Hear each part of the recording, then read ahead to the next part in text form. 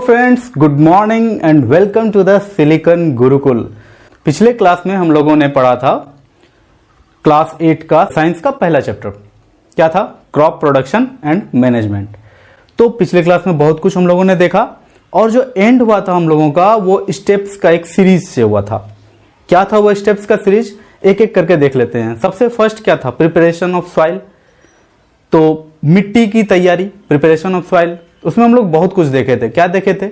सबसे पहले हम लोग देखे थे कि उसमें जो फील्ड होता है उसको क्लीन किया जाता है, फिर उसमें प्लॉइंग किया जाता है, प्लॉइंग के बाद फिर उसमें लेवलिंग किया जाता है, लेवलिंग के बाद उसमें मैन्योरिंग किया जाता है।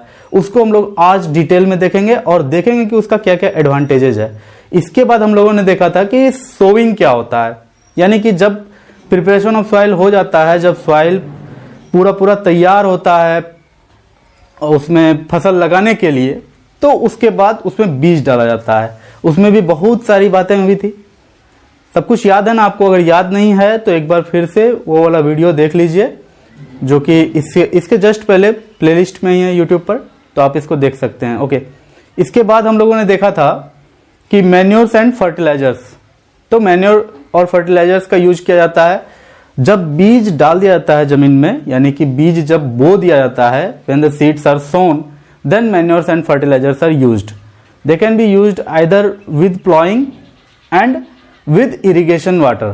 तो जब इरिगेशन किया जाता है, सिंचाई किया जाता है खेतों का, तो उसमें जो पानी बहाया जाता है, उस पानी में अगर फर्टिलाइजर्स या मैन्योर्स तो नहीं मिलाया जाता है, फर्टिलाइजर्स को मिला दिया जाता है, तो वो ऑटोमेटिकली खेत के कोने कोने तक पहुंच जाता है। ये एक सिंपल सा प्रोसेस होता है। इसके बाद का प्रोसेस था इरिगेशन। ओके, इसके बाद का प्रोसेस था हम लोगों का वीडिंग। वीडिंग के बारे में बताए थे कि कुछ जो वीड्स होते हैं, weeds means unwanted plants within our crops. जब हम लोग क्रॉप्स लगाते हैं तो फील्ड पर, हमारे खेत पर कुछ ऐसे प्लांट्स उगाते हैं जो कि अनवांटेड होते हैं, जो हमें नहीं चाहिए, और वो हमारे क्रॉप का अच्छा खासा न्यूट्रिएंट शेयर करते हैं, उसके साथ compete करते हैं, जिसके कारण कि हमारा क्रॉप को बहुत प्रॉब्लम हो जाता है इंक्रीज करने में या उसको आगे बढ़ने में, उसको ग्रो करने में। तो जो हमारे काम का नहीं है वो हमारा फर्टिलाइजर्स खाता है, वो हमारा मेहनत किया हुआ फील्ड में उगता है, तो वो हमें अच्छा नहीं लगेगा और उससे हमको कोई बेनिफिट भी नहीं है, तो उसको हम लोग हटाते हैं। The process of removal of weeds is called weeding. तो ये सब देख चुके हैं। इसके बाद लास्ट प्रोसेस था हार्वेस्टिंग। तो सबसे पहले एक बार रिवीजन कर लेते हैं। किस चीज का रिवीजन करने जा रहे हैं हम लोग? तो फॉर्मेशन ऑफ सॉइल, इसका एक बार रिवीजन कर लेते हैं। 7th क्लास में हम लोग पढ़े थे, 8 में भी पढ़ना है, ज्योग्राफी में पढ़ना है, लेकिन एक बार साइंस में रिवीजन कर लेते हैं तो बहुत कुछ समझ में आ जाएगा। इस चैप्टर में आपको एग्जाम में नहीं पूछा जाएगा, लेकिन इस चैप्टर के अंडरस्टैंडिंग को बिल्ड करने के लिए बहुत ही इंपॉर्टेंट हो जाता है ये वाला एक छोटा सा टॉपिक, जिसको लेकर के डील कर रहे हैं अभी। तो सबसे इंपॉर्टेंट क्या है यहाँ? क्या होता है? रॉक होता है। जो पेरेंट मटेरियल होता है रॉक, यानी चट्टान। आपको पता है कि पहाड़ रॉक से बना है, उसमें ढेर सारा रॉक्स, यानी कि वो रॉक का बहुत बड़ा टुकड़ा है, बहुत बड़ा पार्ट है। And rock is the parent material of soil. इस दुनिया में जो भी सॉइल है वो आज से 1000 साल पहले, लाख साल पहले, करोड़ साल पहले रॉक ही रहा होगा। रॉक होता है, उसका फिर वेदरिंग होता है, वेदरिंग ऑफ रॉक्स होता है। ठीक है, कैसा वेदरिंग होता है? मैकेनिकल वेदरिंग होता है। कैसे? तो हीट हो जाता है, उसमें कोल्ड आ जाता है, जैसे कि बहुत ज्यादा गर्मी होता है, धूप से रॉक्स फटते हैं, उसमें दरार आती है, फिर वो फट जाते हैं। मैं यहाँ बात कर रहा हूं, जो रॉक है, जो चट्टान है, पहाड़ है, वो अगर सनलाइट में लाखों साल तक पर डे आ रहे हैं और रात में पूरा ठंडा हो जाता है और सुबह में पूरा गर्म हो जाता है, तो ये ठंडा गर्म के कारण क्या होता है? उसमें क्रैक आ जाता है। And this cracking of rocks is called weathering of rocks. इसके अलावा कोल्ड भी बोले, हीट भी बोले। इसके बाद क्या है? विंड के कारण होता है, रेन के कारण होता है। अब बहुत ज्यादा धूप हुआ, उसके बाद बारिश हो गई, तो ये भी वेदरिंग में काम आता है। ठीक है, तो आपको पता ही होगा, जैसे अगर कोई ग्लास है, बहुत अधिक गर्म हो गया है, उसके बाद उस पर अगर पानी आप थोड़ा सा भी डाल दें तो वो ग्लास क्या होगा? वो ग्लास ब्लास्ट कर जाएगा। The same way rocks also weather, the same way weathering of rocks also happen. इसके बाद होता है कि जब वेदरिंग ऑफ रॉक्स होता है तो उससे क्या बनता है, उससे बनता है फाइन पेरेंट मटेरियल। पहले तो पेरेंट मटेरियल क्या था, रॉक, उससे बना फाइन पेरेंट मटेरियल, वो होता है स्टोन। छोटा छोटा स्टोन में टूट जाता है रॉक। जो बड़ा चट्टान होता है उसमें हीट और कोल्ड या रेन विंड ये सब के कारण वेदरिंग होता है, और वेदरिंग होने के बाद वो स्मॉल स्टोन्स में टूट जाता है। Those are called fine particles, fine parent materials.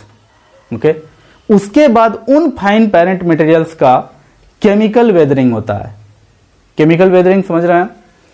Chemical weathering का मतलब हो जाता है हाइड्रोलाइसिस, ऑक्सीडेशन, कार्बोनेशन या फिर मॉइस्चर। देखिए, हाइड्रोलाइसिस और मॉइस्चर दोनों तो एक तरह से उसका वाटर के साथ जो रिएक्शन होगा उसको हाइड्रोलाइसिस या फिर मॉइस्चर भी आप कर सकते हैं। हाइड्रोलाइसिस जो डायरेक्ट वाटर के साथ रिएक्शन कर ले, और मॉइस्चर यानी कि वाटर, एयर में जो वाटर वेपर होगा उसके साथ जब रिएक्शन करके स्टोन कुछ और बनते हैं या कोई और वहां पर मटेरियल तैयार होता है, that is called chemical weathering of fine parent material, यानी कि केमिकल वेदरिंग ऑफ स्टोन्स। तो सिंपल सी बात है, यहां पर कोई खास बहुत रॉकेट साइंस यहां नहीं है, बहुत ही इजी आप समझ सकते हैं इसे, कि एक स्टोन होता है छोटा सा, वो किसी एसिड के कांटेक्ट में आएगा या किसी बेस के कांटेक्ट में आएगा, जो कि वेदर में बहुत अलग अलग तरीके से प्रेजेंस हो सकता है उसका। तो अगर उसके कांटेक्ट में आएगा तो वहां केमिकल रिएक्शन होगा, और केमिकल रिएक्शन के रिजल्ट में उसका वेदरिंग होता है, दैट इज कॉल्ड। वहां पर तब उस स्टोन से क्या क्या बनता है, सबसे पहले तो देखो उसके कारण बन जाएगा बहुत सारा मिनरल्स, आयरन ओर बन जाएगा, उससे आयरन बनेगा या एल्यूमिना बनेगा। इस तरह से बहुत सारा जो मेटल का कंपाउंड है वो तैयार हो जाता है। जैसे कि देखो, एक लोहा का टुकड़ा को, एक आयरन रड को अगर आप छोड़ देते हो मॉइस्चर में, तो मॉइस्चर के साथ रिएक्शन करके उसके ऊपर जंक लग जाता है, इरोजन हो जाता है उसका। तो this was chemical reaction, this is called chemical reaction. तो आप देख रहे हैं कि एक रड अगर आप रख देते हैं लोहा का, तो कुछ दिन के बाद उसको अगर थोड़ा सा उसको पीटिएगा तो उससे ढेर सारा लाल लाल बुरादा के जैसा कुछ गिरेगा, दैट इज आयरन ऑक्साइड। तो उस तरह से स्टोन के भी साथ होता है, लेकिन वही है कि स्टोन के साथ होने में थोड़ा समय लगता है। तो सॉइल फॉर्मेशन में वो बहुत ही इंपॉर्टेंट पार्ट है। इसके बाद है सिलिका। सिलिका में क्या होता है, सिलिकॉन होता है और ऑक्सीजन होता है। तो इस तरह से रॉक से सिलिकॉन और ऑक्सीजन का एक कंपाउंड सिलिका भी बनता है, जो कि सैंड का बहुत इंपॉर्टेंट पार्ट है। सैंड कहीं भी आप देखते हैं, कहीं भी आप बालू देखते हैं, तो बालू का बहुत बड़ा पार्ट सिलिका होता है। ओके, उसके बाद सैंड भी उसी से बनता है, और finally silt, bank of the reverse you can find it. तो इस तरह से बहुत सारी चीजें होती है। और फिर सैंड में जब ऑर्गेनिक मटेरियल्स लग जाते हैं, जब सैंड में माइक्रोब्स लगते हैं, बालू में जब माइक्रोब्स वहां पर जाकर के अपना डिकम्पोजिशन करता है, माइक्रोब्स ढेर सारा वहां पर ऑर्गेनिक अपना प्रोसेस करता है, और उस प्रोसेस के बाद उसमें ह्यूमस बनता है। ठीक है, और ह्यूमस के कारण सॉइल का ढेर सारा लेवल तैयार होता है, ढेर सारा होराइजन्स तैयार होता है। तो ये सब आपको ज्योग्राफी में पढ़ना है। इस चैप्टर में मैं बस एक थोड़ा सा ओवरव्यू दे रहा हूं। हॉरिजन का एक यहाँ इमेज है, इसको आप अच्छे से देख लीजिए। तो इसमें आपको दिख रहा होगा कि यहाँ सबसे ऊपर है लेवल O, फिर A, फिर B, फिर C।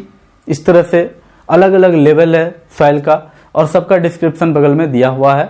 आप इसको एक एक करके अच्छे से देख लेना। ये आपके अभी चैप्टर में नहीं है, लेकिन ये इसेंशियली आपको ज्योग्राफी में 8 का ही ज्योग्राफी में पढ़ना है। ठीक है, सॉइल रिसोर्सेज जब आप पढ़ेंगे तो आपको पढ़ना पड़ेगा। तो उसको थोड़ा सा रिवाइज हम लोग यहां कर रहे हैं, ताकि इस चैप्टर में वो वाला नॉलेज थोड़ा सा पुश कर दें हमें। और ना भी इसको अगर ठीक से नहीं समझ पा रहे हो तो नो प्रॉब्लम, उतना भी ज्यादा जरूरी नहीं है। आप बस इसको अच्छे से देख लो, आपका काम आएगा। ठीक है, ओके। अब कैसे सॉइल को हम अपने एग्रीकल्चर के लिए एबल बनाते हैं, ठीक है, कि ज़्यादा से ज़्यादा अच्छा एग्रीकल्चर हो जाए, इसके लिए हम सॉइल को कैसे एबल बनाते हैं, कैसे उसे प्रिपेयर करते हैं। तो first is ploughing, then levelling, then manuring. अब प्लॉइंग पे आ जाते हैं। प्लॉइंग मीन्स क्या होता है? The process of loosening and turning the soil is called ploughing. ठीक है, सॉइल को लूज करना और टर्न करना, दोनों बातें हैं, लूज करना और टर्न करना। तो जब भी कभी सॉइल को प्लॉ किया जाता है तो उसमें क्या होता है कि एक बहुत ही हार्ड मेटल का या फिर वुडन स्टिक जमीन के अंदर डाला जाता है और उसे बहुत दूर तक खींचा जाता है, जिससे क्या होता है कि मिट्टी जितना कसा होता है हमारे अर्थ सरफेस पर, वो पूरा ढीला पड़ के टूट फूट के बिखरने लगता है। और एक और बात होती है वहां पर कि जो मिट्टी अंदर की होती है वो निकलकर बाहर आ जाती है। ठीक है, और प्लॉ दोनों तरह से हो सकता है, ऑक्सन से भी होता है, यानी कि बैलों को भी जोड़ करके प्लॉ किया जाता है, या फिर कल्टीवेटर का यूज किया जाता है जो ट्रैक्टर में लगा हुआ होता है। ठीक है, उसके द्वारा भी प्लॉ किया जाता है। तो एक जो ट्रेडिशनल प्लॉ होता है, एक ट्रेडिशनल हल जो इंडिया का किसान यूज करता है, वो आप देख सकते हैं यहाँ। This is the traditional plough. ठीक है, ये बहुत पहले से इंडिया में यूज हो रहा है। आप इसका नीचे वाला भाग में देख सकते हैं कि नीचे वाला भाग में इसमें क्या है। नीचे वाला भाग में यहाँ पर इसका लोहा का यानी आयरन का एक ब्लेड टाइप का लगा हुआ रहता है, और वो ब्लेड जब जमीन के अंदर जाता है तो पूरा मिट्टी को वो बढ़िया से उखाड़ पाता है, लूज कर पाता है। ठीक है, आप इसे में देख रहे होंगे यहाँ पर, ये किसान जो हैं ये जब अपना वो मिट्टी के अंदर दबाते हैं और फिर बैल जब उसे खींचता है तो मिट्टी पूरा उखड़ते हुए चलता है। दिख रहा है आपको? ये यूट्यूब से लिया गया है and this is for non commercial educational purpose use of this video. So इसके बाद देखो, ट्रैक्टर में जब लगा हुआ रहता है कल्टीवेटर, ठीक है, वही हल का काम जो बैल से कर रहे थे, मशीन यानी ट्रैक्टर के भी द्वारा उसे बहुत ही अच्छे से किया जाता है। उसको देखो, सबसे पहले तो ट्रैक्टर में फिक्स किया जाता है, तो नट वोल्ट के द्वारा उसे ट्रैक्टर में ठीक से पहले सेट कर लिया जाता है। और देखो इसमें मल्टी ब्लेड लगे हुए हैं, ढेर सारे ब्लेड लगे हुए हैं, और ये जब चलता है तो देख रहे हैं तो बहुत ही लाजवाब तरीके से पूरा खेत के मिट्टी जो पूरा टाइट था उसको ढीला कर दिया और अंदर का मिट्टी को टर्न करके ऊपर ला दिया। मजा आ रहा है। उसके बाद है levelling. You can see this video, in this video you can see कि एक किसान अपना लेवलर यूज करके, उसमें पानी भी दे दिया है वो, और पानी में कभी कभी वो मैन्योर भी मिला देता है, तो अपना लेवलर यूज करके वो क्या कर रहा था, खेत को अपना पूरा लेवल कर रहा था, सारे मिट्टी को लेवल कर रहा था। और लेवलिंग से बहुत सारा फायदा है। देखो मैकेनिकली भी होता है, यानी ट्रैक्टर से भी होता है। ये तो पता है हम लोगों को कि जो भी काम पहले ऑक्स के द्वारा होता था, बुल के द्वारा होता था, वो सारा काम अब हम लोग मशीन के द्वारा कर लेते हैं, उससे बहुत ही बेटर तरीके से कर लेते हैं। ये तो बहुत ही छोटा तरीका है, स्टार्टिंग फेज है मैकेनिकल प्रोसेस का। जब आप कनाडा या फिर विदेशों के खेत को देखिएगा तो और आप अचंभे में पड़ जाइएगा, और यूट्यूब पे आप बहुत सारा वीडियो ऐसा देखते भी होंगे। तो इसके बाद होता है मैन्योरिंग। सॉइल में मैन्योर को ऐड करना ही मैन्योरिंग कहलाता है। This is a simple process. सबसे इंपॉर्टेंट बात, मैन्योर क्या होता है? देखो, काव डंग है या प्लांट वेस्ट है या बहुत सारी चीजें हैं, तो उन सब चीजों को हम लोग पहले डाल देते हैं एक जगह पिट में, उसे सड़ने देते हैं, फिर उसको यूज करते हैं एज ए मैन्योर। अभी देखेंगे हम लोग, सब कुछ डिटेल में देखेंगे। ठीक है, आ रहा है टॉपिक। इसके बाद एक क्वेश्चन हम लोग देख लेते हैं, what are the benefits of ploughing? मिट्टी को ढीला करने का यानी प्लॉइंग करने का क्या बेनिफिट है, क्या फायदा है? सबसे पहला बेनिफिट है, loose soil allows the roots of plants to penetrate freely and deeper into the ground, thus provides anchorage. देखिए, बहुत ही एकदम सिंपली इसको समझिए कि सबसे पहला जो काम करता है लूज सॉइल, वो ये करता है कि जो प्लांट आप लगाए हैं, the plant which you have sown, roots of that plant can go freely into the soil deeper and deeper. जितना डीप चाहेगा उसका जड़ अंदर से अंदर तक जा सकता है। This is the first benefit of ploughing. मिट्टी ढीला है, जड़ जितना दूर तक अंदर जाना चाहेगा जाएगा, जितना फैलना चाहेगा फैलेगा। इस तरह से प्लांट को क्या मिलेगा, एंकोरेज मिलेगा। एंकोरेज यानी स्टेबिलिटी मिलेगा, फर्मनेस मिलेगा। इस फर्मनेस का क्या यूज करेगा वो, इस फर्मनेस का सिंपल सा यूज करेगा। कभी भी फ्लड आएगा तो प्लांट नहीं उड़ेगा, प्लांट नहीं बहेगा। कभी भी विंड आएगा जोर का तो प्लांट नहीं उड़ेगा, प्लांट नहीं टूटेगा। These are all the benefits of ploughing. और प्लॉइंग होना इसलिए बहुत जरूरी हो जाता है कि प्लांट। दूसरा है it helps adding humus to the soil. ठीक है, यहाँ एक मिस्टेक हो गया है, यहाँ ह्यूमस लिखना था मुझे, मैंने ह्यूमन लिख दिया है, आप इसे सही कर लेना, HUMUS है। Okay, I am correcting this, in your copy it should be corrected, HUMUS, humus to the soil, because loose soil help in growth of worms and microbes in a large number.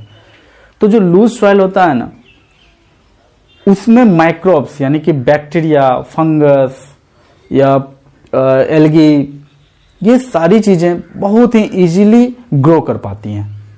और वो जब grow करती हैं तो उसके decomposition के कारण मिट्टी में ज़्यादा से ज़्यादा फंगस ऐड होता है, और वो फंगस हमारे लिए बहुत इंपॉर्टेंट है, बहुत काम का होता है वो फंगस। तो मेरे ख्याल से ये समझ में आ रहा होगा आपको।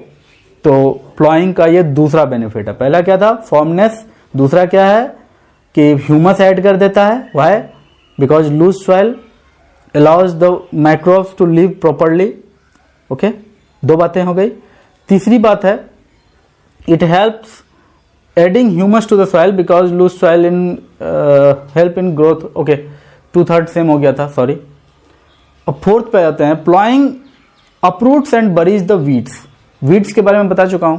the unwanted plants which grow out in the field where we have sown our crops are called weeds।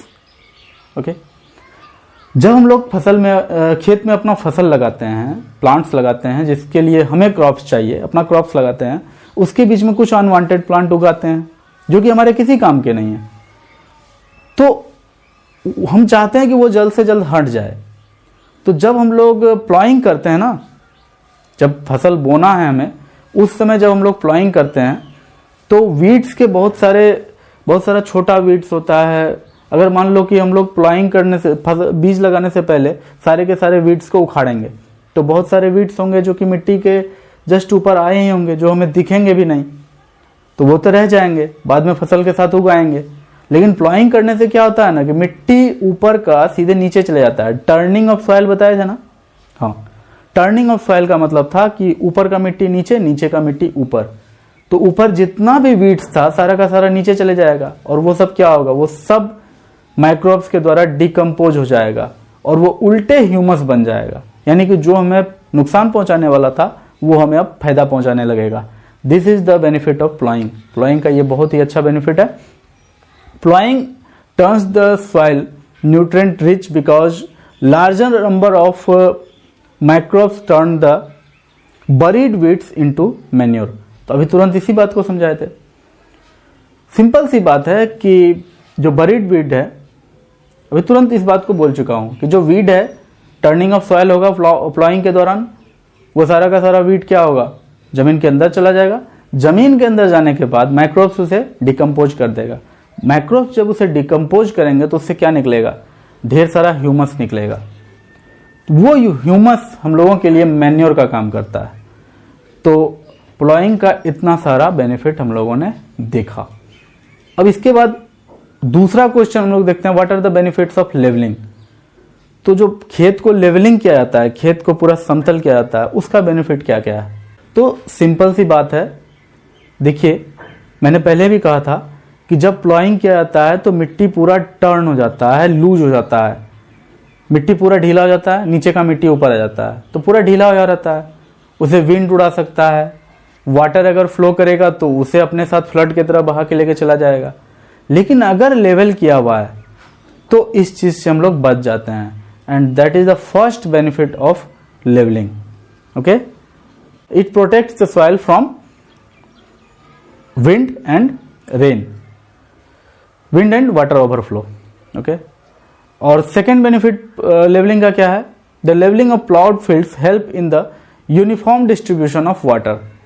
देखो प्लॉइंग में क्या होता है, मिट्टी ऊपर नीचे हो जाता है, किसी जगह मिट्टी का बहुत बड़ा ढेर लग जाता है, किसी जगह मिट्टी कम हो जाता है। तो जब हम लोगों का प्लांट वहाँ लगा रहेगा वैसे खेत में, तो फिर क्या होगा, जब हम लोग इरिगेशन करेंगे तो गड्ढों में ज़्यादा पानी चला जाएगा और जहाँ उठा हुआ है वहाँ कम पानी रहेगा। तो प्लांट इससे क्या होगा, प्लांट इससे हम लोगों का ग्रो नहीं कर पाएगा भाई। कहीं पर तो एक्सेस ऑफ वाटर हो जाएगा या फिर कहीं पर बहुत ही शॉर्टेज ऑफ वाटर हो जाएगा, कहीं स्कार्सिटी हो जाएगा वाटर का, कहीं एक्सेस हो जाएगा वाटर का। दोनों में प्लांट को नुकसान है, दोनों में प्लांट डिस्ट्रॉय हो सकते हैं। That's why levelling is necessary. Now the third benefit क्या है, the levelling of ploughed fields also help in preserving the moisture of soil. देखिए, अगर लेवल कर दिया जाता है तो वाटर रिटेंशन उसमें बहुत ही अच्छा हो जाता है। वाटर थोड़ा सा भी होगा तो वो पूरे खेत में इक्वली डिस्ट्रीब्यूटेड रहेगा। लेवल कर देते हैं तो थोड़ा सा भी पानी है तो वो इक्वली डिस्ट्रीब्यूटेड हो जाएगा पूरे खेत में, और यही हम लोगों को चाहिए। हम लोगों को खेत में नमी चाहिए। ऐसा नहीं हो कि एक जगह पानी बहुत ज़्यादा हो, एक जगह पानी हो ही नहीं, थोड़ा थोड़ा नमी हो, पूरे खेत में हो। So levelling is necessary in the fields after ploughing because it preserves the moisture of the soil. Okay, the most important process is sowing. As you sow, so shall you reap. Okay, एक बहुत important idea है English में, as you sow, so shall you reap. That's why sowing is the most important part of production of crop production. ठीक है, देखिए simple सी बात है कि जैसा बीज हम लोग लगाएंगे बिल्कुल वैसा ही पौधा उगेगा और वैसा ही अनाज हमें मिलेगा। तो बीज सबसे इंपॉर्टेंट पार्ट हो जाता है। और इसमें देखिए, द प्रोसेस ऑफ स्कैटरिंग और putting seeds in the ground soil for growing the crop plants is called sowing. तो सीड्स को स्कैटर कर देने का या जमीन के अंदर पुट करने का जो एक प्रोसेस होता है क्रॉप प्रोडक्शन में, दैट इज कॉल्ड सोविंग। उस प्रोसेस को क्या कहते हैं, सोविंग, यानी बीजारोपण भी हिंदी में आप कह सकते हैं अगर आपको हिंदी की जरूरत है तो। जर्मिनेशन ऑफ सीड्स तो आप लोगों ने 6th क्लास में पढ़ा था, तो कोई खास बात है ही नहीं यहाँ पर। अब जो सबसे इंपॉर्टेंट बात यहाँ पर आ जाती है, या what are the methods of sowing the seeds. तो देखिए 2 मेथड है। पहला तो है कि स्कैटर कर दें, ठीक है, sowing the seeds by hands और बाय ब्रॉडकास्टिंग। देखिए हाथ के द्वारा जो हम लोग बीज को स्कैटर कर दें, छीट दें, उसे बिखेर दें जमीन में, खेत में अपने, या फिर बीज को हाथों से ही लेकर जमीन में एक खास डेप्थ तक डालकर लगा दें, अच्छे से जमीन में डालकर। तो ये दोनों ही बात ब्रॉडकास्टिंग ऑफ सीड्स कहलाता है। ठीक है, तो मैनुअल जो भी सीड्स का काम होगा that is called broadcasting. And the second method of sowing seed is sowing seed with drill. तो ड्रिल एक मशीन है जिसके द्वारा कि हम लोग सीड्स को ड्रिल करते हैं जमीन के भीतर। देखिए होता क्या है, सिंपल सी बात समझिएगा। देखो इसमें फनेल है, फनेल यानी कि टिप के जैसा जो सबसे ऊपर है, सबसे ऊपर जो है वो फनेल है, उसमें हम लोग सीड्स डालेंगे। और उससे देखो एक पाइप लगा हुआ है, नीचे की तरफ आ रहा है वो पाइप, ठीक है। उससे पहले तो देख लो आगे भी एक लकड़ी निकला हुआ है इस तरह से, वो जो लकड़ी निकला हुआ है वो प्लाव है। हालांकि तुमको दिख नहीं रहा होगा बिकॉज वो लकड़ी से इस तरह से बना हुआ है, एक स्क्वायर टाइप का है, लेकिन उसके अंदर ब्लेड है। तो प्लाव क्या करेगा, जमीन में फरो बनाएगा। फरो यानी क्या होता है, मैंने अभी तुरंत बताया था कि फरो का मतलब होता है कि वो जो ब्लेड जमीन को पूरा गड्ढा करते हुए चलता है, वो गड्ढा एक लाइन में बनता है, and that line of pitch is called furrow. ठीक है, वो ब्लैक है, वो दिख भी रहा होगा आपको नीचे। ओके, और वो जो टिप था हमारा, वो जो फनेल था, फनेल से एक पाइप लगा हुआ है, ट्यूब लगा हुआ है, और वो ट्यूब नीचे आकर के खुलता है। देखिए जैसे ही ये जो धक्का देंगे, ये वहां से यहां जो धक्का देंगे, ये चलेगा, ये आगे बढ़ेगा। जैसे ही ये आगे बढ़ेगा तो सबसे पहले तो प्लाव क्या करेगा, जमीन में फरो बना देगा। उस फरो में फनेल से ट्यूब होते हुए सीड आकर के गिरेगा, और उसके पीछे आप देख रहे हैं कि एक कुदाल जैसा बना हुआ है पीछे, वो क्या कर रहा है कि जो मिट्टी उखड़ा हुआ है उस मिट्टी को उस बीज के ऊपर ढक रहा है। प्लाव के ब्लेड्स में पीछे पाइप लगे हुए हैं, वो सारे पाइप एक ट्यूब के द्वारा कनेक्टेड है, किससे? फनेल से। फनेल ऊपर है। Precautions for sowing seeds. सबसे पहला प्रिकॉशंस जो हम लोग रखते हैं, सबसे पहला प्रिकॉशन है the seed should be at right interval for spacing. तो जमीन में जो हम लोग सीड्स लगाएंगे, खेत में जो हम लोग अपना बीज डालेंगे, वो प्रॉपर इंटरवल में होना चाहिए। स्पेसिंग उसका पूरा प्रॉपर होना चाहिए। अगर प्रॉपर स्पेसिंग नहीं रहेगा तो क्या होगा? प्रॉपर स्पेसिंग नहीं होगा तो प्लांट्स ठीक से ग्रो नहीं कर पाएंगे, सनलाइट ठीक से शेयर नहीं कर पाएंगे, वाटर ठीक से शेयर नहीं कर पाएंगे। अगर बहुत नज़दीक नज़दीक हैं तो ज़मीन का जो फील्ड का जो न्यूट्रिएंट्स होगा, जो खेत का हमारा जो न्यूट्रिएंट्स है, जो मिनरल्स हैं, जिसको जो कि हम लोगों का प्लांट्स को मिलना चाहिए, उसमें अच्छा खासा कंपटीशन हो जाएगा। तो क्या होगा? जहां एक प्लांट ठीक से अगर ग्रो करके उसमें ढेर सारे ग्रेन्स लग सकते थे, अनाज लग सकते थे, उसके जगह पर तुम 3 या 4 प्लांट लगा दिए तो उतने न्यूट्रिएंट्स में चारों के चारों प्लांट्स उठ करके प्लांट बन गए। अब इतने न्यूट्रिएंट्स ही नहीं बचे थे कि चारों अपना अपना ग्रेन्स गेन कर पाता, उसमें ग्रेन ठीक से नहीं आएगा। तो तुम प्लांट्स लेकर क्या करोगे? प्लांट्स के लिए खेती करते हो कि ग्रेन के लिए खेती करते हो? तो खेती ग्रेन के लिए होता है। अगर 2 प्लांट लग जाए उसमें ग्रेन ही ना होगे तो क्या फायदा? तो प्लांट एक ही लगे और प्रॉपर ग्रेन उसमें आ जाए, प्रॉपर अनाज उसमें आ जाए, ये हमारा सबसे पहला गोल होता है, टारगेट होता है। ठीक है। स्पेसिंग अगर ज्यादा होगा तो क्या होगा? if the seeds or plants are too far of each other, then what would happen? Simple सी बात है। तो उसमें अनाज तो अच्छा उग जाएगा, ठीक है, प्लांट में अनाज तो अच्छा यील्डिंग होगा, लेकिन खेत अपना मैक्सिमम पोटेंशियल नहीं दे पाएगा। जिस खेत में हम लोगों ने इतना इन्वेस्ट किया, आप देख रहे हैं कितना कितना मेहनत लगा था खेत में, उतना सारा इन्वेस्टमेंट किया है, तो खेत अपना मैक्सिमम पोटेंशियल पे काम करे, ये भी तो जरूरी है। तो ये सारी बातें हैं, नोट्स आप अच्छे से बना लेना। The seeds should be sown at right depth in the soil suitable for germination. तो जो सीड है वो पूरा राइट डेप्थ पर होना चाहिए, एकदम प्रॉपर गहराई पर होना चाहिए, ना तो बहुत नीचे ना ही बहुत ऊपर। ठीक है। The seeds should be sown at a right depth. If the seeds are sown too deep then it couldn't get oxygen, it couldn't breathe, and that's why it would die. On the contrary, if you sow the seeds on the surface of the field, then it would be taken away by birds. अगर आप seeds को field के surface पर ही डाल दें, थोड़ा सा ही ऊपर डाल दें, तो चिड़िया चुग लेगी। चिड़िया चुग गई खेत तो अब होत पछतावे क्या, ऐसा ही कुछ आइडियम है हिंदी का। तो बहुत ही इंपॉर्टेंट हो जाता है कि राइट डेप्थ क्या होगा। Okay, when it is too deep then it couldn't germinate due to lack of oxygen, due to lack of breathings, it couldn't breathe, so it couldn't germinate. And the second thing, if you sow it on the surface of the field, then it would be taken away by the birds. The third precaution is the seeds should not be sown in the dry soil. तो कभी भी seeds को सूखे मिट्टी में नहीं बोना चाहिए। क्यों? Because moisture is the most necessary thing for the germination of seeds.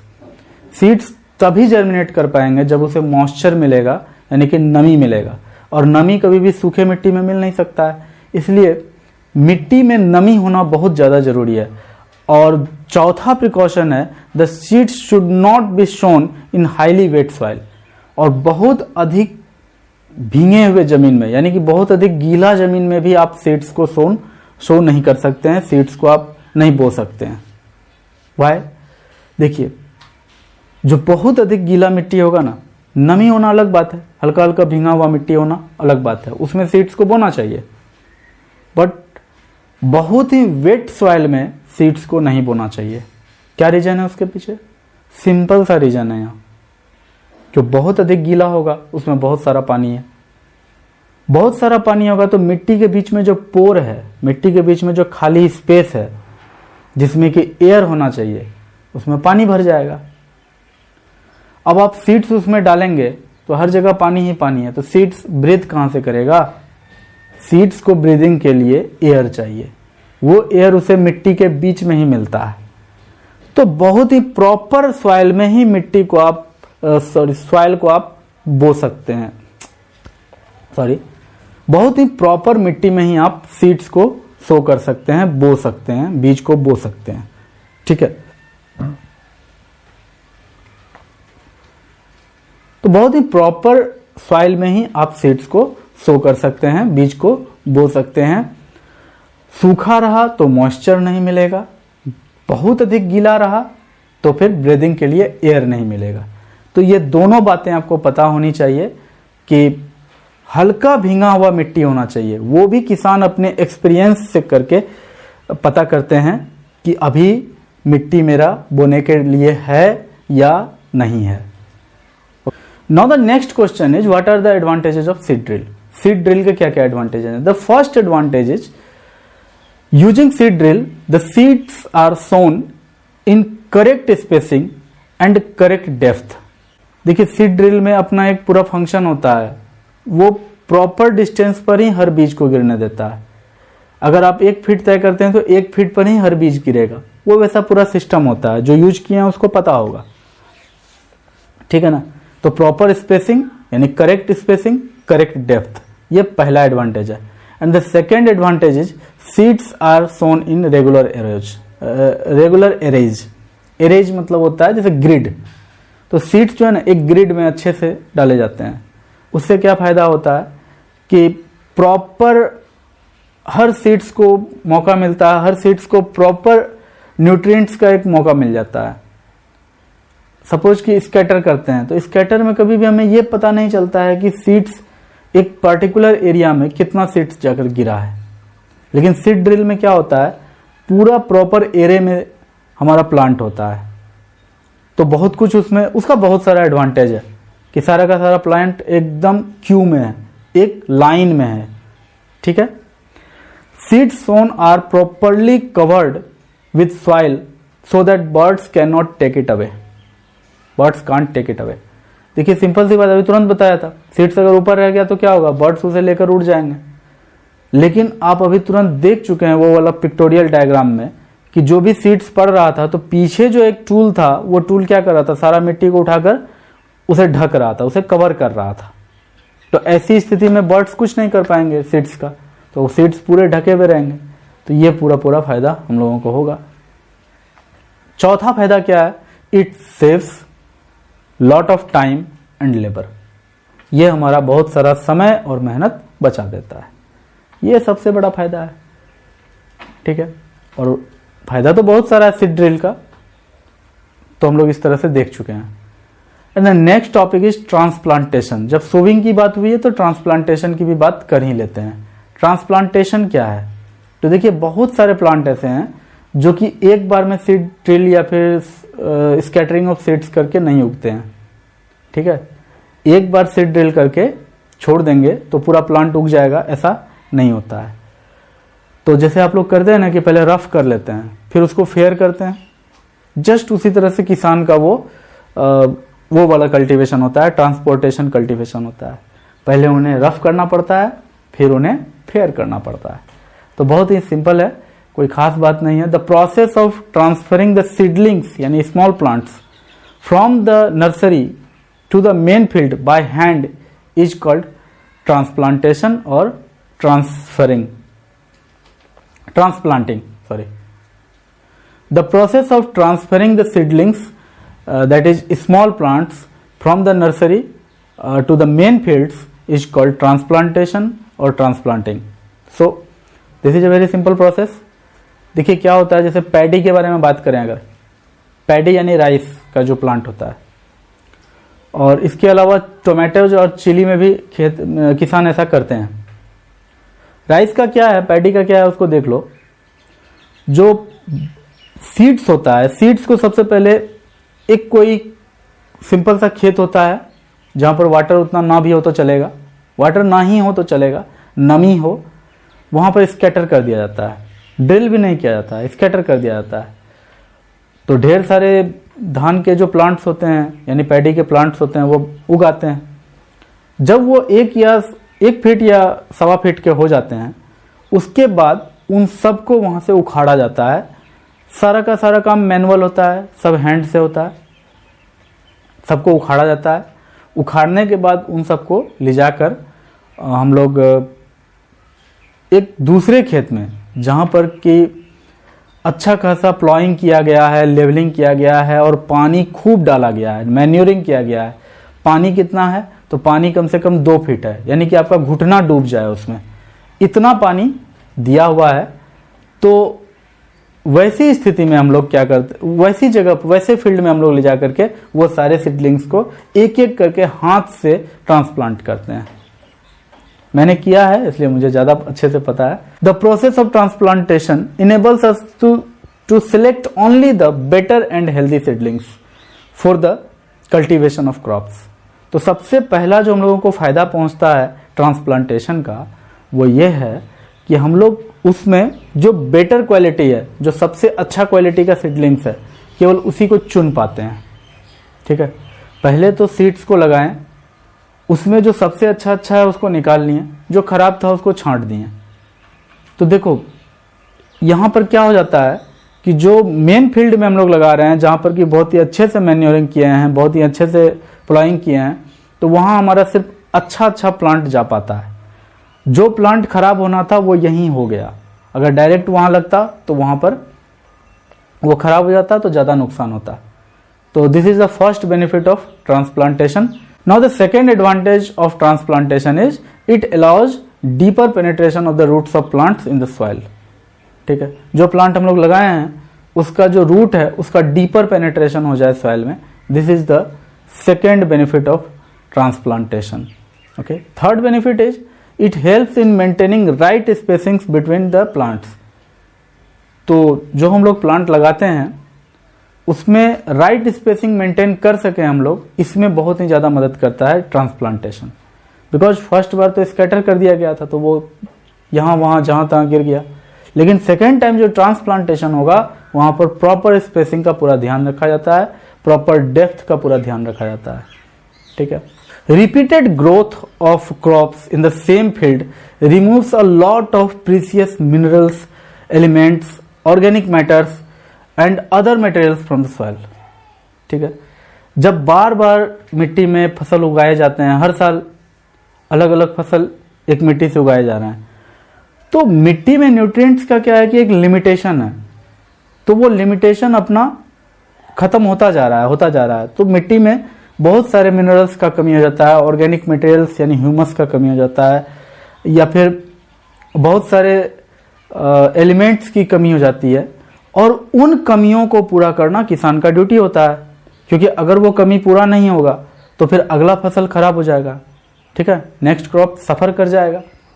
इसके लिए किसान क्या करते हैं, the deficiency of plant nutrients and organic matters in the soil is made up by adding manure and fertilizers to the soil.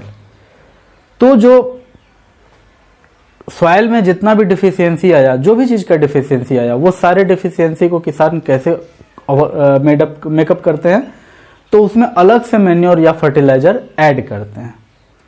अलग से manure और fertiliser add करके सॉइल का डिफिशियंसी को किसान मेकअप करते हैं। मैन्योर्स क्या हैं, तो इसके बारे में पहले ही बात हो चुकी है।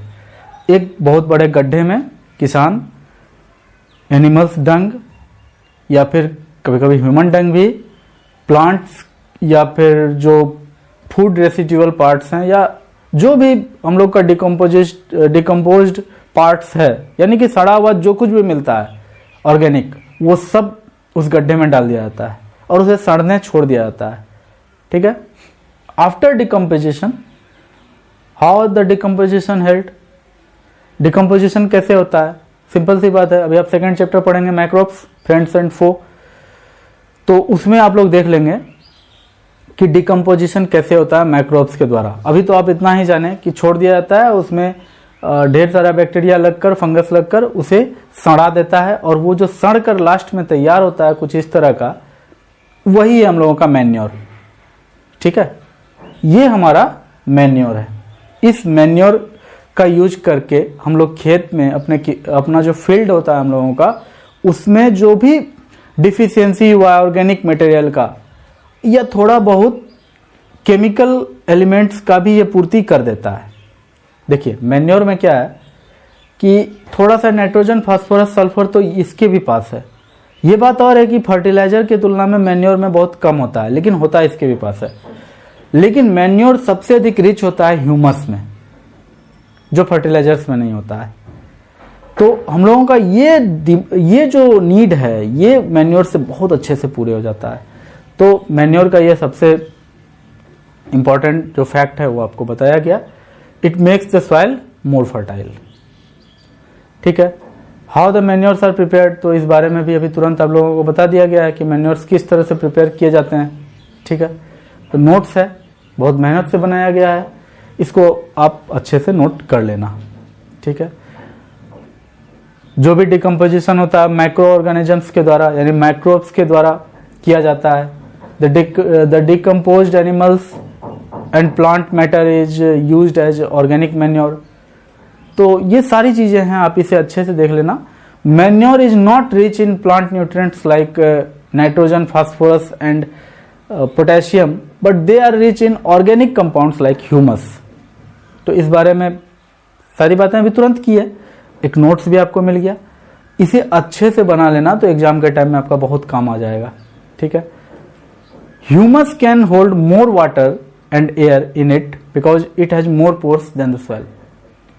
ह्यूमस, जो गोबर सड़ जाता है जब, तो उसके बाद ह्यूमस बनता है।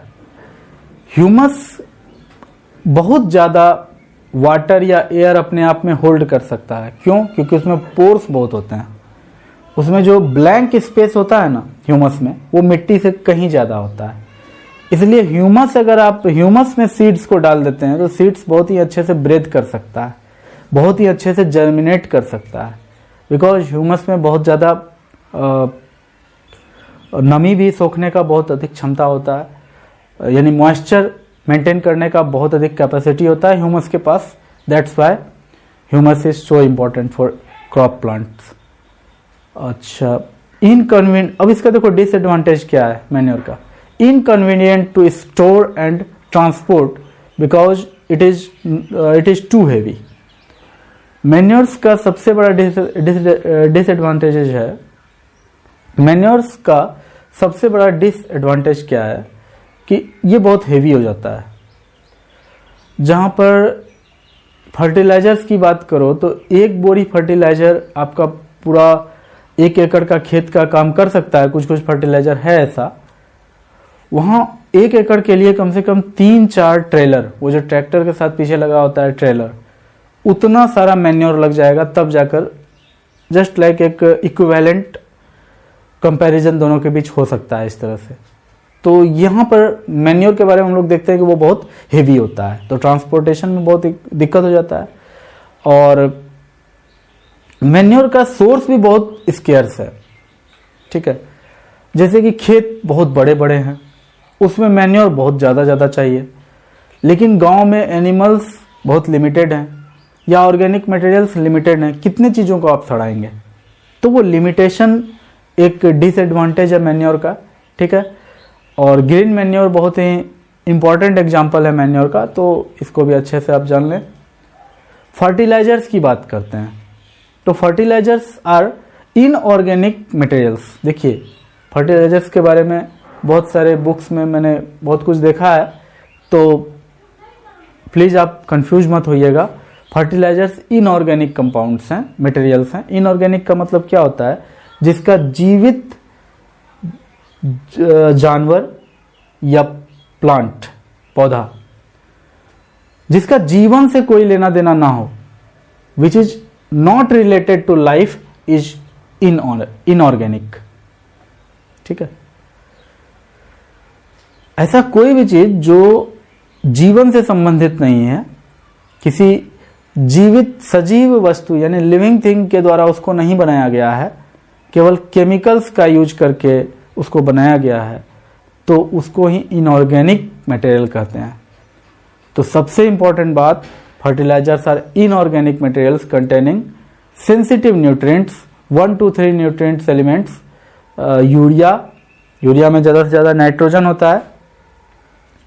डाई अमोनियम फॉस्फेट, तो उसमें नाइट्रोजन फास्फोरस दोनों हो जाता है।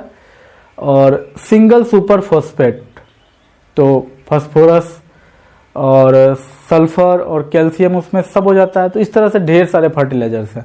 2-3 के नाम यहाँ पर थे और आप इसमें अच्छे से देख लेना। तो बहुत ही सिंपल है, कोई खास बात नहीं है। Fertilizers contain no humus organic materials. Fertilizer में कभी भी ह्यूमस नहीं होता है। तो इस बारे में पहले भी बात हो चुकी है कि मैन्योर में ह्यूमस तो होता है, ह्यूमस ही ह्यूमस होता है, और उसमें नाइट्रोजन फास्फोरस ये सब भी थोड़ा बहुत मात्रा में होगा, लेकिन फर्टिलाइजर में ह्यूमस नहीं होता है।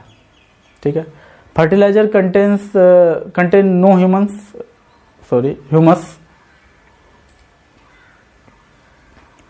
फर्टिलाइजर कंटेन नो ह्यूमस यानी कि organic material. Fertilizers absorb moisture very quickly, so they are packed in air tight bags.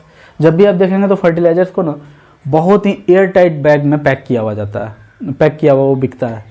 Because उसको अगर एयर का हल्का सा भी कॉन्टैक्ट मिला तो मॉइस्चर के साथ वो रिएक्ट करके कुछ से कुछ बन जाएंगे। तो एयर मॉइस्चर में यानी कि एयर में जो वाटर पार्टिकल्स जो भी हैं उसके साथ वो रिएक्शन कर सकता है और वो स्पॉइल हो सकता है, इसलिए वो एयर टाइट बैग्स में होता है। प्रिपेयर्ड इन फैक्ट्रीज, जो फर्टिलाइजर्स हैं वे सारे के सारे फैक्ट्रीज में प्रिपेयर किए जाते हैं। मैन्योर्स किसान खुद भी प्रिपेयर कर लेता है। और फर्टिलाइजर्स का सबसे बड़ा एडवांटेज क्या है, they are easy to store. Fertilizers को स्टोर करना बहुत ईजी है एंड ट्रांसपोर्ट भी करना उनका बहुत ईजी है। और उससे भी सबसे बड़ा एडवांटेज है इसका कि प्लांट्स के द्वारा बहुत इजीली अब्जॉर्ब हो जाते हैं, बिकॉज केमिकली रिएक्टिव है, केमिकली बहुत रिएक्टिव है, कभी भी रिएक्शन करने को तैयार रहते हैं। एयर का भी अगर वाटर वेपर है तो उसके भी साथ रिएक्शन कर लेते हैं, इसलिए ये बहुत इजीली प्लांट्स के द्वारा भी अब्जॉर्ब कर लिया जाते हैं। साइड इफेक्ट ऑफ फर्टिलाइजर्स देख लेते हैं। देखिए, जो चीज़ जितना अच्छा होता है वो उतना उसका साइड इफेक्ट भी होता है। डिसएडवांटेजेस भी बहुत सारे हैं फर्टिलाइजर्स के, और यही कारण है कि बहुत सारे कंट्री में फर्टिलाइजर्स का यूज ही बैन हो रहा है धीरे धीरे। The first side effect of fertiliser, increases the acidity of soil. Soil का एसिडिटी यानी कि अगर शुद्ध हिंदी में बोले तो अम्लीयता, increases the acidity of soil. Soil में एसिड का जो कॉन्सेंट्रेशन है उसको बढ़ा सकता है। आपको पता है एसिड बेस एंड साल्ट्स 3 तरह के मटेरियल होते हैं, 7th क्लास में आपका सब कुछ पढ़ा हुआ है। तो फर्टिलाइजर्स क्या करते हैं कि सॉइल का पीएच बैलेंस बिगाड़ देते हैं। The second disadvantage is creates nutrients imbalance in the soil. When a particular fertilizer is used repeatedly in the soil, then there is a imbalance of nutrients. देखिए, एक ही फर्टिलाइजर है अगर urea, उसको बार बार एक field में अप्लाई कर रहे हैं, बार बार अप्लाई कर रहे हैं, तो फील्ड में क्या होगा, नाइट्रोजन का जो कंसंट्रेशन है वो बहुत बढ़ जाएगा, लेकिन और सब जो चीज़ों का कंसंट्रेशन है वो घट जाएगा। फॉर एग्जाम्पल ह्यूमस, फर्टिलाइजर में ह्यूमस होता नहीं है और बार बार आप उसको डाल रहे हैं उसमें, तो एक समय ऐसा आएगा कि सॉइल में नाइट्रोजन ही नाइट्रोजन हो जाएगा और बाकी ह्यूमस का कुछ पता ही नहीं रहेगा। तो ये जो इम्बैलेंस है, ये इम्बैलेंस सॉइल के डिग्रेडेशन को रिजल्ट करता है। इसका रिजल्ट होता है सॉइल डिग्रेड हो जाता है। ठीक है। The third disadvantage is could decrease soil structure, soil microbial diversity and soil water holding capacity. देखिए, जब आप सिर्फ फर्टिलाइजर यूज करिएगा, जब किसान सिर्फ फर्टिलाइजर्स ही यूज करेंगे, तो वहाँ पर किसी भी तरह का ऑर्गेनिक मटेरियल्स ऐड नहीं हो पाता है आपके खेत में। एंड दैट्स वाई जो माइक्रोबियल डाइवर्सिटी है, माइक्रोबियल डाइवर्सिटी यानी कि ढेर सारे जो माइक्रो ऑर्गेनिजम्स आपके खेत में रहना चाहिए, जो कि इसेंशियल है जर्मिनेशन के लिए या और भी बहुत सारी चीज़ों के लिए, उसका बहुत बड़ा डिफिशियंसी हो जाता है। डाइवर्सिटी कम हो जाता है, अलग अलग तरह का नहीं मिलेगा। बिकॉज बार बार जो फर्टिलाइजर्स आते हैं तो वो केमिकली उसके लिए टॉक्सिक भी होते हैं उन माइक्रो ऑर्गेनिजम्स के लिए, तो उनका जो डाइवर्सिटी है, उनका बहुत सारा स्पेसीज खत्म हो जाते हैं खेत से, और ये हम लोगों के लिए बहुत बड़ा डिसएडवांटेज है। The fourth disadvantage is most of the fertilizers are water soluble, just like nitrogen and potassium. When they are applied in our fields, then they can be easily leached away with rainwater runoff और irrigation water. जो अधिक से अधिक हमारा जो soil है, fertiliser है, वो वाटर सोल्यूबल होता है, वाटर में बहुत इजीली सोल्यूबल हो जाता है, वाटर के साथ बहुत जल्दी घुल मिल जाता है, और वो जो घुल मिल जाएगा तो रेन वाटर रन ऑफ जब आएगा, वर्षा का पानी जब आकर के बहेगा तो अपने साथ ढेर सारा फर्टिलाइजर को बहा ले जाएगा, या फिर जब हम लोग इरिगेशन करेंगे तो उस पानी के साथ अच्छा खासा फर्टिलाइजर बह जाता है, और वो बहने के बाद बहुत कुछ होता है। बहने के बाद वो कभी लेक में चला जाता है, कभी पॉन्ड में जाता है, कभी रिवर में जाता है, या फिर कभी कभी रिस्क करके वो अंडरग्राउंड वाटर में भी जाता है। लेकिन जो भी वाटर सोर्स में जाएगा वहाँ टॉक्सिसिटी प्रोड्यूस करेगा, वहाँ पूरा का पूरा जहरीला ही कंपाउंड होता है उसके भीतर, तो पूरा का पूरा वाटर को कंटामिनेट कर देगा। वाटर पोल्यूशन का सबसे बड़ा कारण फर्टिलाइजर्स है आज की डेट में, ठीक है, क्योंकि किसान इसका यूज करते हैं। अगर रेन वाटर आया या फ्लड आया, कहीं से भी आया, तो वो बहा करके हम लोगों का पीने का पानी में मिक्स हो ही जाता है, नहीं कुछ तो अंडरग्राउंड वाटर में तो मिक्स आराम से हो जाता है, ठीक है। तो ये इसका और भी बहुत बड़ा डिसएडवांटेज हुआ कि जो चीज़ हम लोग खा नहीं सकते हैं, जो चीज़ हम लोगों के लिए पॉइजनस है, वो हमारे वाटर में मिक्स हो जा रहा है, ठीक है। तो ये सब डिसएडवांटेजेस हैं। सो इन डिसएडवांटेजेस से बचने के लिए फार्मिंग का एक अलग तरीका सोचा गया है, and that is organic farming. ये ऐसा नहीं है कि पहले नहीं होता था, पहले भी होता था, लेकिन अब साइंटिस्ट सोच रहे हैं कि साइंटिफिकली इसे करने के लिए, ठीक है। इसमें क्या होता है, इसे कहा जाता है डू नथिंग फार्मिंग, यानी कि केवल मैन्योर से खेती करेंगे, फर्टिलाइजर्स यूज नहीं करेंगे, पेस्टिसाइड्स यूज नहीं करेंगे, और जो भी फर्टिलाइजर्स या पेस्टिसाइड्स यूज करेंगे वो सारे के सारे ऑर्गेनिक होने चाहिए, वो प्लांट या एनिमल से ही बने होने चाहिए। इस तरह का पूरा थ्योरी पर, इस तरह का पूरा प्रिंसिपल पर बेस्ड एक एग्रीकल्चर सिस्टम है which is called organic farming. India में भी ऑर्गेनिक फार्मिंग खूब हो रहा है, और मैं यहाँ पे एक जापानीज फार्मर के बारे में बात कर रहा हूँ, मासुनोबु फुकुओका, ठीक है। तो इनके बारे में आप पढ़ लीजिएगा। इन्होंने ऑर्गेनिक फार्मिंग से रिलेटेड हजारों प्रिंसिपल्स दिए हैं जो कि 100% काम करते हैं। जापान का एग्रीकल्चर आज बहुत ही अच्छे पोजीशन पर पहुंच गया है डूइंग ऑर्गेनिक फार्मिंग। सबसे इम्पोर्टेंट बात यहाँ ये है कि ऑर्गेनिक फार्मिंग करते हुए भी बहुत ही अच्छा फार्मिंग किया जा सकता है। पहले साइंस इसे बहुत ही नकारता था, तो बोलता था कि नहीं, फर्टिलाइजर्स के बिना कुछ हो ही नहीं सकता है, बट अब समझ में आ रहा है कि बहुत ज़रूरी है ऑर्गेनिक फार्मिंग, वो करना भी बहुत ज़रूरी है। तो ये सारी बातें थी। इसके बाद हम लोग आगे बढ़ते हैं। ये पिक्चर है, ठीक है, मासुनोबु फुकुओका का। I am sorry if I am pronouncing it bad. Okay, organic farmings के कुछ इंपॉर्टेंट कंपोनेंट्स हैं, इसे आप अच्छे से देख लें, ठीक है। Organic farming in India, Bharat में organic farming 30% of the total organic producers of the world is in India. World में जितना ऑर्गेनिक फार्मिंग होता है उसका 30% इंडिया में होता है। रीजन है, इंडिया में थोड़ा सा भी होगा, तो अभी ऑर्गेनिक फार्मिंग बहुत कम देश कर रहे हैं। तो इंडिया में कितना हो रहा है? इंडिया में भी बहुत कम हो रहा है। अगर इंडिया के बाकी फार्म से कंपेयर कीजिएगा तो बहुत कम हो रहा है, लेकिन वर्ल्ड का 30% ऑर्गेनिक फार्मिंग हमारे यहाँ हो रहा है। और ऑर्गेनिक प्रोडक्ट्स बहुत ही अधिक हाइजेनिक होते हैं और बहुत ज़्यादा प्रेफर किए जाते हैं, ठीक है। आप इसे अच्छे से नोट कर लेना। यहाँ आपका एक लिस्ट है, कौन सा स्टेट कितना कर रहा है। ये आपका सिलेबस में नहीं है, ऑर्गेनिक फार्मिंग आपके सिलेबस में नहीं है। मैंने बस आपको इसलिए बताया कि आप डिस्ट्रेस ना हो कि ये जो फर्टिलाइजर्स का डिसएडवांटेज है, ये इसे हम लोग कब तक झेलेंगे। डिस्ट्रेस मत होइए, उसका भी एक प्रॉपर सॉल्यूशन है ऑर्गेनिक फार्मिंग, बस इसलिए आपको बताया गया है और कोई खास रीजन नहीं है। Another way to retain the nutrients imbalance और to solve the degradation of soil is the crop rotation. जो मिट्टी हम लोगों का बर्बाद हो रहा है या फिर उसमें जो न्यूट्रिएंट्स पार्टिकल का जो असंतुलन हो रहा है, इम्बैलेंस हो रहा है, उसको सॉल्व करने का, उससे छुटकारा पाने का एक और तरीका है क्रॉप रोटेशन, क्रॉप को रोटेट करना। What is crop rotation?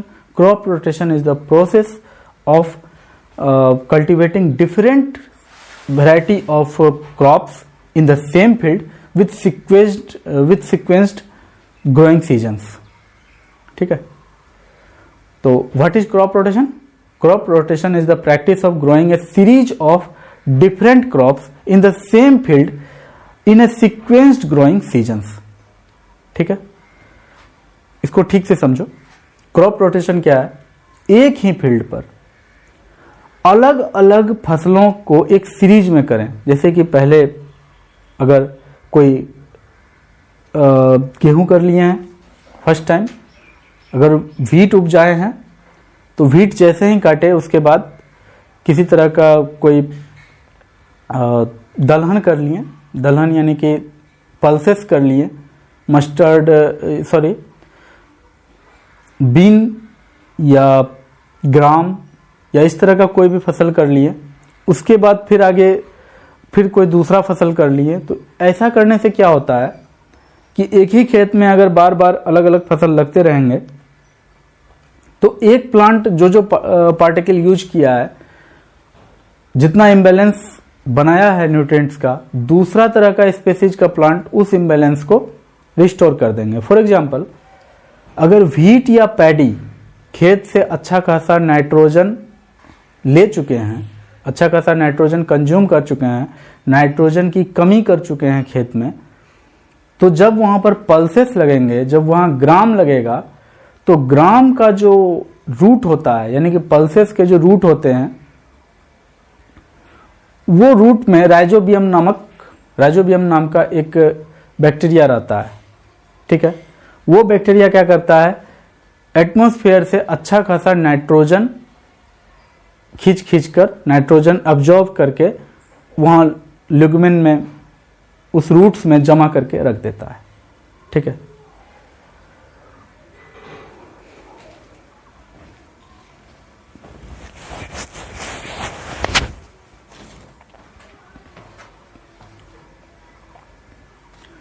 तो उसके बाद अगर पल्सेस का वहां पर कल्टीवेशन होता है तो पल्सेस के रूट्स क्या करेंगे?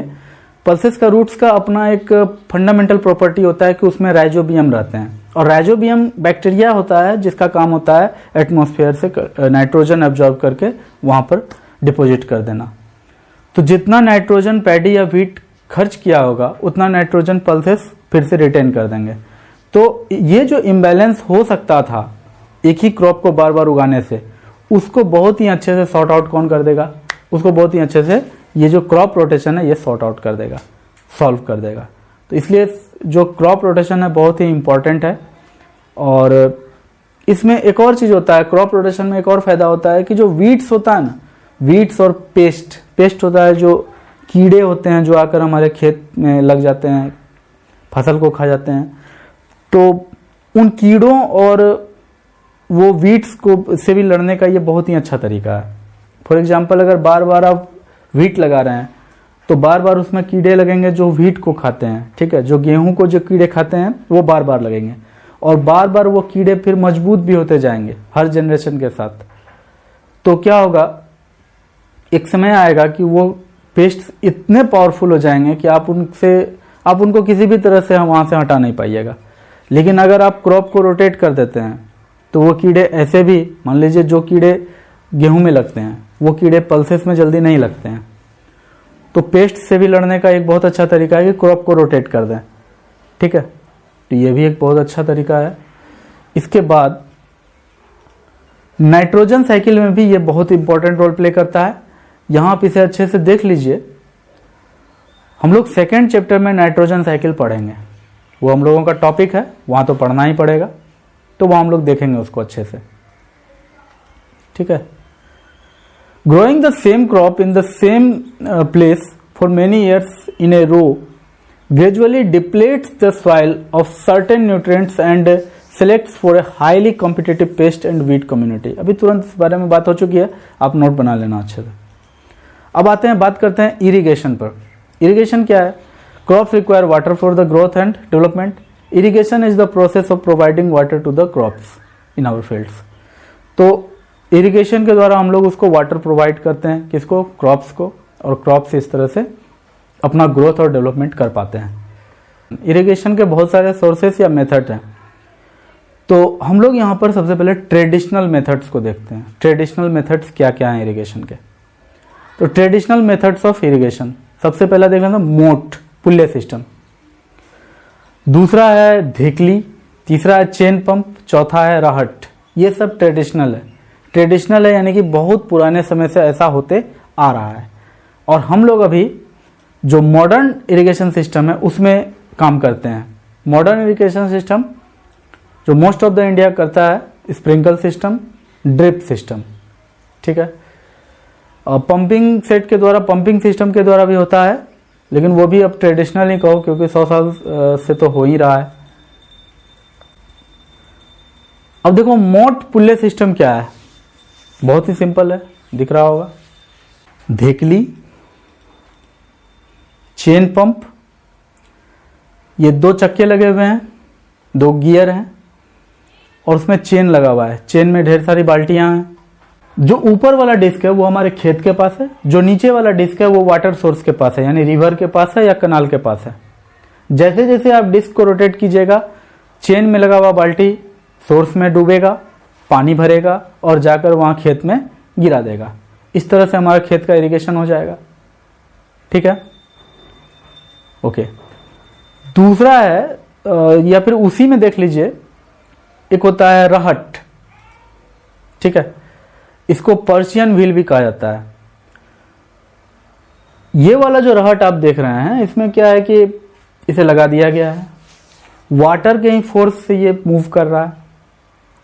जो वाटर फ्लो हो रहा है रिवर का, उसी के फोर्स से ये मूव कर रहा है। देखो इसमें दिख रहा है, वाटर के फ्लो के कारण ये धकेला जा रहा है और ये मूव करता है। मूव करके जैसे ही ये ऊपर आता है तो उसमें पानी अच्छा खासा आ जाता है। पानी जो गिरता है तो वहां देखो एक खुला पाइप लगा हुआ है, और वो पाइप आकर के खेत तक चले जाएगा। पानी इस तरह से पूरे खेत को मिल जाएगा। तो ये पूरा प्रोसेस है, ठीक है। और ये कुआं से अगर निकालना हो तो उस तरह का चक्का नहीं लगा करके चेन लगा देते हैं। तो अभी तुरंत उस चीज को समझाया ही गया था कि कुआं से इस तरह से निकाला जाता है वाटर, तो इसे भी रहट ही कहा जाता है। तो आपको दिख रहा है बैल उस तरह से, बैल उधर घूम रहे हैं। बैल के घूमने के कारण क्या हो रहा है? बैल घूम रहे हैं, बैल के घूमने के कारण वो चक्की घूम रहा है, और चक्की घूमता है तो साथ में चेन में लगा हुआ बाल्टी भी नीचे से पानी लेकर ऊपर आता है। This is the sprinkle system, ठीक है। तो मॉडर्न इरिगेशन सिस्टम या मॉडर्न इरिगेशन मेथड में यह आता है। सिंपल सी बात है, एक ही पंपिंग सेट को ढेर सारे पाइप से कनेक्ट कर दिया जाता है, और पाइप में स्प्रिंकल लगे हुए होते हैं, और उसको जैसे ही पावर किया जाता है, जैसे ही पानी का स्ट्रांग फोर्स उस पाइप में डाला जाता है, तो वहां से वो फव्वारे के रूप में निकलता है, फाउंटेन के रूप में निकलता है। तो क्या होता है, सारे के सारे प्लांट्स को मॉइस्चर मिल जाते हैं।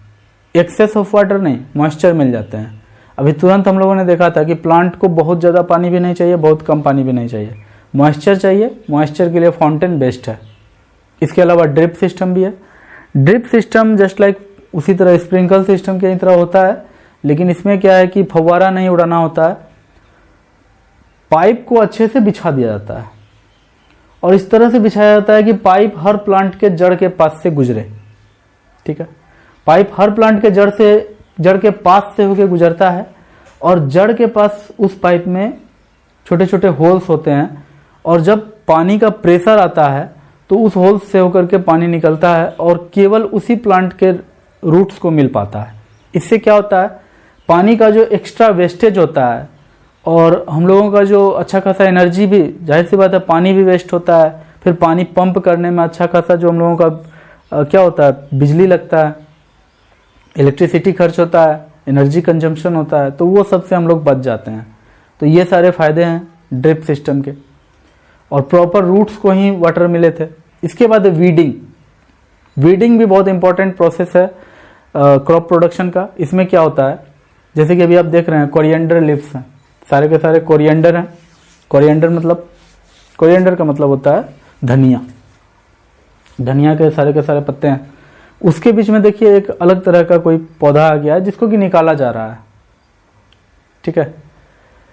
तो ये अलग तरह का पौधा आ गया, तो हम लोगों को उगाना था धनिया, लेकिन आ गया अलग तरह का पौधा। वो हमारा अच्छा खासा रिसोर्स के साथ कंपटीशन कर रहा है, हमारा जो क्रॉप है उसको नुकसान पहुंचा रहा है, और वो टॉक्सिक भी है, ठीक है। तो हम लोगों का ये काम होता है, किसान ये करते हैं कि वो जाकर वो जो अनवांटेड प्लांट होता है उसको निकाल देते हैं। दिस इज कॉल्ड वीडिंग, ठीक है। और ये मैनुअल वीडिंग है, हाथों के द्वारा वीडिंग हो रहा है, ठीक है।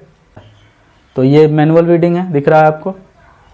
और ये है खुरपा, जो टूल अभी तुरंत हमने बात किया, और उस टूल से कैसे निकाला जाता है वीट को जड़ समेत, वो आपको दिख रहा होगा, ठीक है। और यह है केमिकल वीडिंग। इस तरह से केमिकल वीडिंग किया जाता है। ये केमिकल्स हैं जिसके द्वारा वीडिंग बाद में होना है, ठीक है। कुछ केमिकल वीडिंग्स के नाम आपको दिए गए हैं, इसे आप देख लें, कोई खास इसमें है नहीं। अब आता है बात हार्वेस्टिंग। जो सेकेंड लास्ट प्रोसेस है क्रॉप प्रोडक्शन का, वो है हार्वेस्टिंग। हार्वेस्टिंग का मतलब क्या होता है, फसल की कटाई, ठीक है। इस पिक्चर से ही दिख रहा होगा फसल की कटाई। इनके हाथ में ये हंसिया है, इसके द्वारा ये फसल काटते हैं। ये ओल्ड प्रोसेस है, ओल्ड मेथड है फसल की कटाई का। ये बहुत पुराना हो चुका है, अब ऐसा नहीं होता है। अब क्या होता है, तो अब हार्वेस्टिंग होता है इस मशीन के द्वारा। ये एक बार चलता है और जितने भी फसल को अपने पास उठाता है वो सबको पूरा तैयार करके सीधे ग्रेन बना करके दे देता है। कभी इस बारे में डिस्कस करूंगा, तो वो अलग ही चीज है। तो harvesting is the process of cutting and gathering of ripe crops from the field. जब फसल पक जाते हैं तो खेत से उन्हें काट कर अलग करना, दिस इज कॉल्ड हार्वेस्टिंग। तो फसल जब हम लोग काटते हैं, that process is called harvesting. इतना ही इसको समझना है, और इसमें कुछ भी खास नहीं है। एक और नोट्स है, इसको आप अच्छे से बना लेना। और जब फसल काटते हैं तो इंडिया में इसे बहुत तरह से सेलिब्रेट किया जाता है। ये आपके इस चैप्टर में नहीं है, लेकिन फिर भी एज फॉर जनरल नॉलेज आप अपने पास इसे रख लें, ठीक है। ढेर सारे फेस्टिवल्स हैं, सबके आपके पास यहाँ पर नाम है। अब आ जाता है थ्रेशिंग। थ्रेशिंग का मतलब होता है, थ्रेशिंग को समझने से पहले ये समझ लो कि जो क्रॉप प्लांट होता है उसमें ग्रेन्स लगते हैं, यानी अनाज लगते हैं। तो अनाज एक तरह से सीड की तरह होता है क्रॉप प्लांट्स में। हम लोगों को वो अनाज चाहिए, प्लांट तो चाहिए नहीं। प्लांट थोड़े ना खाएंगे, वो अनाज खाएंगे। तो separation of grains from the plants is called, from the plants और स्टॉक्स इज कॉल्ड थ्रेशिंग, ठीक है। थ्रेशिंग का क्या मीनिंग होता है, जो प्लांट होता है उससे ग्रेन को सेपरेट करने का जो प्रोसेस होता है, दैट इज कॉल्ड थ्रेशिंग। तो यहां अभी आप देख रहे हैं ये लोग अभी क्या कर रहे हैं, एक ड्रम रखे हुए हैं, उसके ऊपर ढेर सारे प्लांट्स को पकड़ के पीट रहे हैं। वो पीटने से क्या होगा, वो पीटने से इनर्शिया के कारण अच्छा खासा जो फूड ग्रेन्स होंगे वो इन प्लांट से झड़कर नीचे गिर जाएंगे, ठीक है।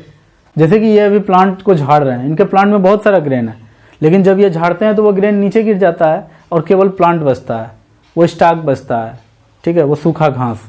तो उसको ले जाकर उधर रख देते हैं, तो जो काम है वो काम हो जाता है। इसके अलावा वो तो पुराना बात हो गया। नया प्रोसेस क्या है, नया प्रोसेस ये है कि ट्रैक्टर से थ्रेशर को जोड़ दीजिए और वो थ्रेशर अपना काम करके दिखा देता है, ठीक है। थ्रेशर में जब ग्रेन्स के साथ वो स्टॉक को डालते हैं, वो प्लांट को डालते हैं, सूखे हुए प्लांट को, तो थ्रेशर कुछ इस तरह से ग्रेन देता है। तो सब कुछ ऑटोमेटेड है और सब कुछ मैकेनिकली हो जाता है। Separation of grains with stalk is called threshing. After threshing there is a process of winnowing. Winnowing is a method in which heavier components of the mixture of separated grains from the stalk is also separated. That means जब कभी भी अनाज को हम लोग threshing के बाद अलग करते हैं तो अनाज में जो दाने आते हैं, सीड्स आते हैं, सीड्स के साथ कुछ स्टॉक के भी पार्ट्स रहते हैं, कुछ डंठल होते हैं, कुछ सूखे हुए घास होते हैं, वो सब स्टॉक के साथ आ जाते हैं। उन सबको अलग करने का जो एक प्रोसेस होता है उसी को कहा जाता है विनोइंग। तो इस पिक्चर के द्वारा आप समझ जाएंगे कि ग्रेन्स जो थ्रेशर में हम लोगों को मिला, अभी देखे थे थ्रेशर से ढेर सारा ग्रेन्स गिर रहा था, तो 100% ग्रेन्स नहीं मिलता है, उसमें ढेर सारा जो सूखा हुआ घास या बहुत सारा अनवांटेड मटेरियल्स भी होता है जो कि हल्का होता है। तो इस तरह से जब वो लेडी उसे गिराती है, ठीक है, तो लेडी उधर से गिरा रही है और ये नीचे गिर रहा है, और जो भारी वाला ग्रेन्स है, जो भारी वाला दाना है, अनाज है, वो एक तरफ गिर रहा है और हल्का वाला थोड़े दूर में गिर रहा है। क्यों? तो उस तरफ से पंखा चला दिया जाता है, तो हल्का वाला पार्टिकल को उड़ा देता है और भारी वाला पार्टिकल को गिरा देता है। तो ये विनोइंग का काम इस तरह से हो जाता है। तो जो काम का चीज़ है वो हम लोगों को मिल जाता है। इसके बाद जो एक बहुत ही इंपॉर्टेंट प्रोसेस है वो है स्टोरेज ऑफ क्रॉप ग्रेन्स। ठीक है, स्टोरेज ऑफ क्रॉप और स्टोरेज ऑफ ग्रेन्स बहुत ही इंपॉर्टेंट बात है कि फाइनल इसी बात पर आता है। मान लो कि बहुत अच्छा क्रॉप हो भी गया तो साल भर खाना है ना, 2 दिन तो खाना नहीं है, तो साल भर के लिए स्टोरेज करना ये बहुत ही इंपॉर्टेंट पार्ट है क्रॉप प्रोडक्शन का।